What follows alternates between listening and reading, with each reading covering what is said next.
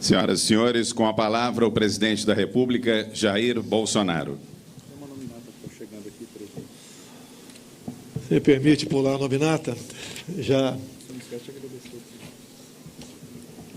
citada. Mas, prezado Eduardo, muito obrigado pela distinção, pela comenda. E o grande trabalho que nós queremos fazer, em primeiro lugar, para todos os senhores, é não atrapalhá-los. Já estaria de bom tamanho, tendo em vista o cipó burocrático que os senhores têm que enfrentar no seu dia a dia. Prezado governador Wilson, meu colega da Marinha do Brasil, 7 anos tenente da Fuzileiro Naval, prezado Crivella, também meu colega contemporâneo de Exército, por 8 anos serviu no 22 Batalhão de Infantaria Paraquedista, lá em Barra Mansa. Colega de turma, General Cid, meus ministros, Joeleno, nosso conselheiro, prezado Santos Cruz, uma função difícil também, está sob sua responsabilidade em Brasília. Prezado Almirante Bento, um homem que não tem medido esforço para que, juntamente com o Castelo da Petrobras, consiga, via competitividade, via abertura ao mercado, conseguir energia mais barata para todos nós aqui no Brasil. Mas, meus senhores, minhas senhoras, o que eu tenho a oferecer aos senhores é o patriotismo, é a humildade, é ter coragem de enfrentar grupos corporativistas, é uma vontade enorme de colocar o Brasil no local onde ele merece. E grande parte desse sonho, desse objetivo, passa pelos senhores empreendedores. Por muitas vezes eu até tenho dito, os senhores são os verdadeiros heróis, perto daquilo que tem que enfrentar de autoridades municipais, estaduais e do Executivo Federal. Há pouco, no Texas, conversando agora com o nosso governador, lógico, eu não pode saber de tudo, eu perguntei para ele, sabe quanto são os impostos lá no Texas? Ele falou que não, é óbvio. 0, os impostos estaduais, 0. Obviamente que ele gostaria que isso acontecesse aqui no Rio de Janeiro. É uma simples variação no ICMS do combustível, ou melhor, no querosene de aviação, faz com que São Paulo tenha mais aviões partindo dos aeroportos do que o nosso aqui no Rio de Janeiro. É um sinal que, então, que quanto menos a gente tributa, se bem que sabendo da dificuldade de diminuir a carga tributária, quanto menos a gente interfere, maior o desenvolvimento. E mais ainda, se os dados me passaram estão corretos, o Brasil, isso nós sabemos, é a 8ª economia do mundo. E no Texas, se fosse um estado independente, estaria ocupando a 10ª posição no ranking da economia no mundo. Então, é um sinal que a administração mais ao norte realmente está na vanguarda do desenvolvimento. É isso que nós queremos. O que falta, por exemplo, para o Brasil ou para o Rio de Janeiro deslanchar? Falta nós, presidente, governador, prefeito, empenharmos cada vez mais do que já estamos empenhando para que os senhores tenham sucesso, para que os senhores produzam realmente aquilo de interesse de todos nós, que gere empregos, gere renda, agindo dessa maneira, como ocorria no período militar, 64 a 85, onde o desemprego era próximo de 0, a violência diminuía também, que uma pessoa que está ocupada não está na rua, então a chance de diminuir a violência é muito grande também. A gente olha o Rio de Janeiro aqui, para falar um pouco de burocracia E com isso eu conto com o apoio das duas autoridades que estão do meu lado aqui. Por que a Baía de Angra não pode ser, por exemplo, a nossa Cancún? Por que tem que ter lá uma estação ecológica de nome Tamoios, onde em 29 acidentes geográficos, a maioria ilhas, num raio de 1 quilômetro, não pode existir qualquer atividade humana, como que se botasse um pedaço de papel, por decreto presidencial, a demarcação daquela terra estava resolvido. Nós queremos casar meio ambiente com desenvolvimento. A Baía de Angra pode ser, sim, a nossa Cancún. E digo mais, sem corporativismo ou sem bairrismo, é muito melhor do que aquela outra mais ao norte. Eu sei que muita gente já esteve lá, eu já passei por lá também. Mas na Baía de Angra, a única recordação que eu tenho é uma multa. Num dia e hora que eu tinha metido o dedo no painel de presença em Brasília. Até isso aconteceu. Mas tudo bem, eu sou criminoso ambiental para muita gente que não teve acesso ao processo. Vamos trabalhar nesse sentido? Quando o Eduardo Eugênio fala aqui na medida provisória da liberdade, é uma realidade, está em vigor. Precisamos, obviamente, que o parlamento a aprove. Quando o Eugênio fala em velocidade, em rapidez, é o que eu estou sentindo nesse movimento espontâneo previsto para o dia 26. Espontâneo, quer agilidade, para votar as propostas que estão dentro da Câmara e do Senado. E se o Câmara e o Senado têm propostas melhores do que a nossa, que coloquem em votação. Não há briga entre poderes. O que há é uma grande fofoca, que parece que, lamentavelmente, uma parte considerável da nossa mídia se preocupa muito mais com isso do que com a realidade, com o futuro do Brasil, que nos inviabiliza, por vezes, atrasam. O que eu mais quero é conversar. Agora, eu sei que tem gente que não é apenas conversar. E nós fizemos um trabalho ao longo, não de uma campanha, mas de uma pré-campanha. E como capitão do Exército Brasileiro, no que aprendi nos bancos escolares militares, eu fiz um planejamento, no final de 2014, o que eu tenho que fazer para ser presidente, sem dinheiro, sem televisão, com grande parte da mídia contra, com calúnias. Naquele tempo, a palavra fake news não era muito utilizada ainda, mas com fake news. Fiz um planejamento, comecei a andar pelo Brasil, vendo os problemas pontuais de cada região que eu chegava, como praticamente cheguei sozinho em Manacapuru, coração do Amazonas. O que estava de errado? O que nós precisamos fazer para desenvolver aquela região? Temos problemas lá, ambiental, que atrapalha a economia enormemente. A questão ambiental virou um óbice para o Brasil. Tudo o MP se mete, algumas vezes com razão, outras vezes não, inviabiliza aquela obra. Estamos com problemas há 6 anos para construir o linhão de Manaus a Boa Vista, em Roraima, há 6 anos, gastando em média 1 bilhão e 200 milhões de reais por ano, com subsídio para energia para aquela região, mas uma reserva indígena não nos permite passar o linhão. Parece que vamos resolver agora. Convoquei o Conselho de Defesa, deram o sinal verde, a FUNAI queria o prazo até 15 de maio para ouvir os índios. Esse ouvir, cada um entenda como bem entender, nossos irmãos índios, nós sabemos o que eles querem, mas quem está na frente de órgãos ou de ONGs, nós sabemos que os interesses são outros. Se Deus quiser, vamos resolver essa questão nesse ano.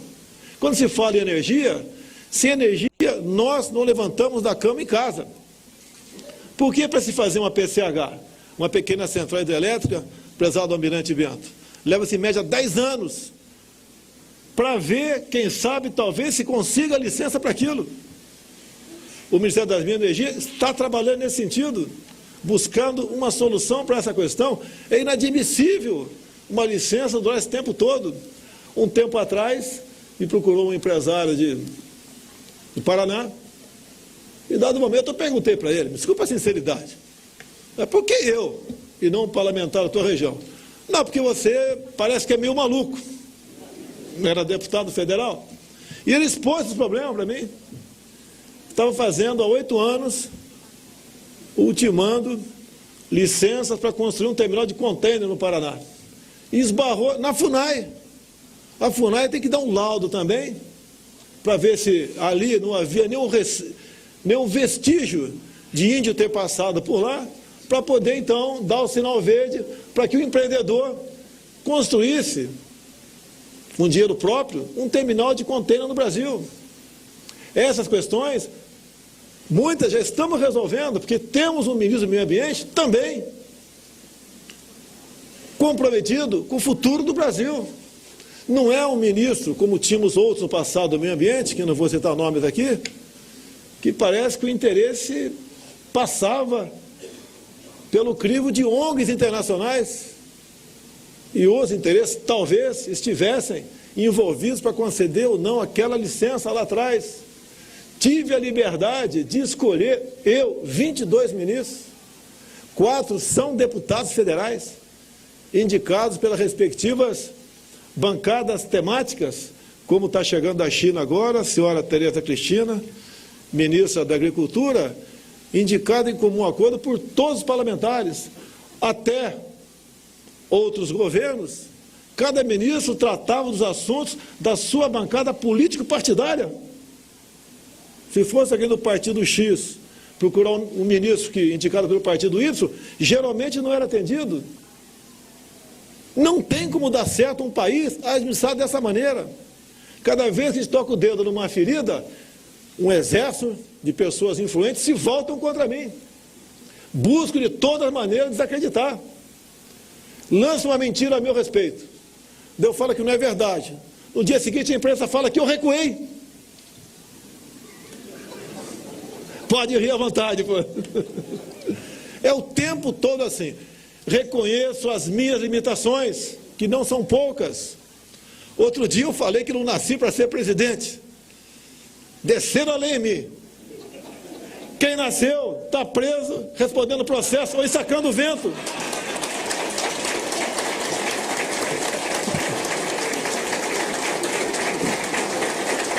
Pela primeira vez, o SESI tem alguém da estatura moral e profissional do que o Eduardo. Eu lembro, 2003, eu estava na Câmara, fiquei 28 anos lá dentro. O pessoal diz que sem fazer nada. Graças a Deus. Se tivesse feito, estava preso uma hora dessa.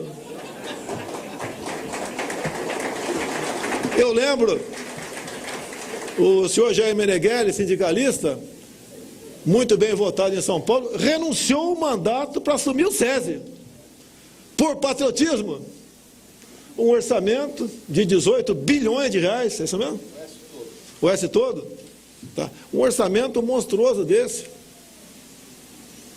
Que se ele tem dificuldade, tem, apesar da idade, do conhecimento, tem dificuldade para arrumar isso que foi desarrumado ao longo de décadas. Imagina um governo. Imagina se eu não tivesse confiança em 100% em cada um dos ministros que eu indiquei. E como não conseguem nos derrubar, vamos assim dizer, por medir das outras, ficam o tempo todo metendo uma cunha entre nós. Nós temos uma oportunidade ímpar de mudarmos o destino do Brasil. Não vai ser eu, apesar de meu nome ser Messias, terei essa capacidade. Precisamos de todos os senhores e das senhoras. Ninguém tem um país tão maravilhoso como o nosso. Eu sempre costumo dizer, o pessoal já ouviu aqui, quando eu cito Israel, podia citar Coreia do Sul, Japão, né, entre outros. Olha o que eles não têm e veja o que eles são. Agora te vem para cá. Olha o que nós temos que nós não somos. Quem tem terras agricultáveis como a nossa, locais turísticos, primeiro lugar no mundo em belezas naturais. Quem tem, o Almirante Bento, das Minas de Energia, um subsolo como o nosso. Quando eu falava durante as minhas andanças pelo Brasil, em nióbio e grafeno, era vítima de chacota. Convido o nióbio para ser vice, o grafeno para ser ministro. Temos montanhas de grafite no Vale do Ribeira. Eu fui lá, como rodei o Brasil todo ao longo de 4 anos. Nessas andanças pelo mundo, como tive antes das eleições, Coreia do Sul, Japão, de passagem por Taiwan, Israel, agora depois das eleições, 2 vezes nos Estados Unidos, ao lado aqui nossos irmãos chilenos. Agora, o mês que vem estarei na Argentina e lá nos Estados Unidos, apesar de não ser muito prudente tocar nisso, quando se falava em Venezuela, eu falava, preocupe-se primeiro com a Argentina, que está voltando para as mãos da senhora Cristina Kirchner. Vamos ter outra Venezuela ao sul da América do Sul? Nós devemos nos preocupar com isso e mais alguma coisa. Quando me criticam por ter se aproximado dos Estados Unidos, eu respondo, quero que me aproxime de quem? Da Venezuela, de Cuba, da Bolívia, com todo respeito aos nacionais que estão lá, em grande parte não tem culpa da situação que eles se encontram. Devemos nos preocupar conosco e nos aproximarmos de quem é melhor do que nós. Me desculpa aqui até o linguajar, né? Um dia um colega chegou para mim e falou, minha filha se envolveu com quem não presta. Eu perguntei para ele, qual é o teu círculo de amizade? É comer churrasquinho de gato na esquina com ela toda noite? Não podia acontecer algo diferente. Qual sempre foi o círculo de amizade do Brasil ao longo das últimas décadas? Eu quero, sem desmerecer os mais pobres, quem estão do nosso lado, que merecem todo o respeito, mas aproximar de países que possam trazer vantagens para nós. É isso que nós queremos. Quando se fala no grafeno, a projeção de quem entende do assunto, que na próxima década mexeremos, né, a economia, movimentará um pouco mais de $1 trilhão. Por que estamos para trás disso e algo descoberto tão cedo, 2004? Quando nós nos envolvemos para valer em ciência, em tecnologia e inovação? Nunca. Já tivemos ministros lá no Ministério da Ciência e Tecnologia que não sabia a diferença de lei da gravidade para gravidez. E estava lá. Quando convidei o astronauta Marcos Pontes, formado pelo ITA, piloto de caça da Força Aérea, mais de uma década na NASA dos Estados Unidos, alguns criticaram. Temos a pessoa certa no lugar certo. Agora o problema que nós temos lá, prezado presidente, é dinheiro. Não podemos desenvolver muita coisa por falta de recursos, por isso precisamos da reforma da Previdência. Ela é salgada para alguns, né? Pode até ser, mas estamos combatendo, são privilégios. Não dá para continuar mais o Brasil com essa tremenda carga nas suas costas. Se não fizermos isso, 2022, 2023, no máximo 2024, vai faltar recursos para pagar quem está na ativa. Problemas que nós temos pelo Brasil, aproveitando aqui o general Cid, que está aqui do lado aqui, da minha turma, da Academia Militar das Agulhas Negras, te agradecer, não é a sua área, especificamente dentro do Exército, mas junto com o ministro Tarcísio, que é um capitão do Exército também, formado pelo IME, em primeiro lugar no concurso para a Câmara. Estamos utilizando o serviço do Exército Brasileiro na BR-63. O 63, porque é mais barato. E mais do que mais barato, a confiança no trabalho. Quando se muda os DENITs do Brasil todo, a crítica vem para cima da gente. É porque tem tanto patriota assim querendo ocupar esses cargos? Não dá para desconfiar. Quando decidi, junto com o Tarcísio, não quero mais multagem eletrônica no Brasil, nas rodovias federais. Houve uma grita, até uma juíza deu uma liminar contra mim. Eu sou obrigado a instalar pardais no Brasil todo. Tinha na mesa dele 8 mil radares, 8 mil processos para radares no Brasil. Custo ao longo de 4 anos, R$1 bilhão. Não gastamos 1 bilhão e demos um golpe na indústria da multa no Brasil. Ou vocês acham que quem vai daqui para Angra ou Paraty, lá tem uns 30 radares, rodovia federal, né? 40 por hora é pela sua vida? Então nós temos que criminalizar aqui o Crivella, porque na orla toda é 70 por hora.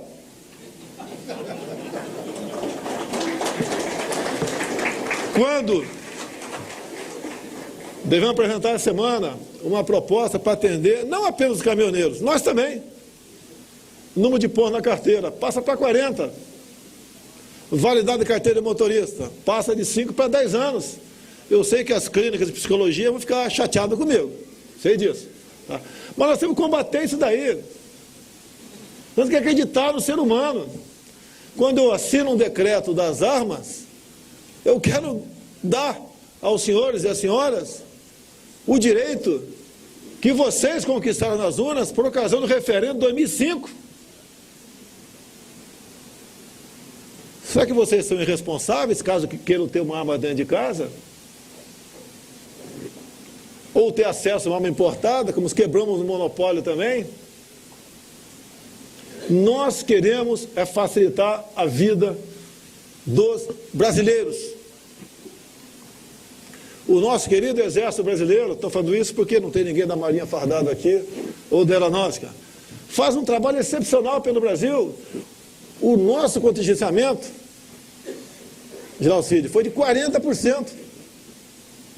Na educação foi mais ou menos 3,5%, que é 30 dadas discricionárias. Gente na rua, protestando.